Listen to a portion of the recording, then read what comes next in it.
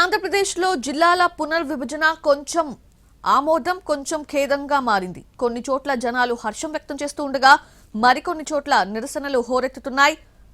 మార్కాపురం, పోలవరంలను కొత్త జిల్లాలుగా ఏర్పాటు చేస్తూ ఉన్నారు.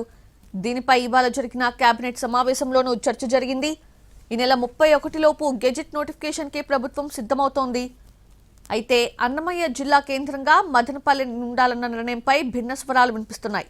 అన్నమయ్య జిల్లా కేంద్రంగా రాయచోటిని తొలగించడంపై ఆ నియోజకవర్గం ప్రజలు ఆగ్రహంతో రగిలిపోతున్నారు. ఏకంగా రాయచోటి ఎమ్మెల్యే, మంత్రి రాంప్రసాద్ కన్నీటి పర్యంతమయ్యారు.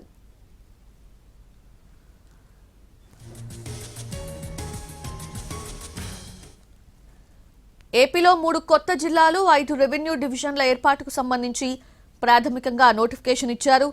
కొత్త జిల్లాల ఏర్పాటుపై సంప్రదింపులు జరిపేందుకు ఏర్పాటు చేసిన కేబినెట్ సబ్ కమిటీ ఇప్పటికే 4 సార్లు సమావేశమైంది.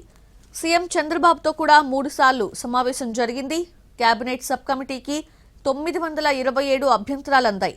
ప్రజాభిప్రాయాన్ని దృష్టిలో పెట్టుకుని నిర్ణయం తీసుకోవాలన్నారు సీఎం చంద్రబాబు. ఇవాల్టి మంత్రివర్గ సమావేశంలోనూ జిల్లాల పునర్విభజనపై చర్చ జరిగింది.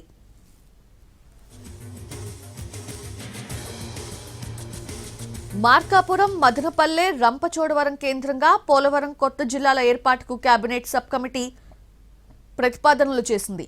ఈ నెల 31 లోపు తుది నోటిఫికేషన్ ఇవ్వనున్నారు. ప్రస్తుతం ఉన్న 26 జిల్లాలను కొనసాగించి కొత్తగా 2 జిల్లాలను ఏర్పాటు చేస్తే రాష్ట్రంలోని జిల్లాల సంఖ్య 28కి పెరగనుంది.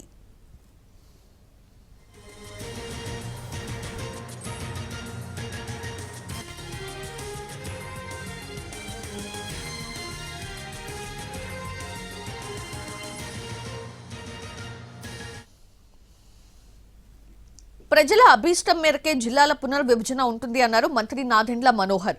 మంత్రివర్గ సమావేశంలోనూ జిల్లాల ఏర్పాటుపై చర్చ జరిగిందని తెలిపారు. రేపో ఎల్లుండో గెజెట్ నోటిఫికేషన్ రిలీజ్ అవుతుందని తెలిపారు.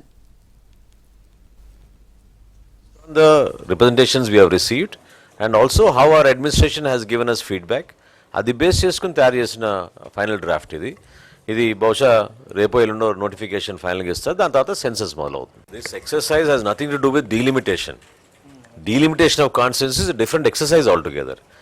ఇది కేవలం district reorganisation based on the representations we have received and also how our administration has given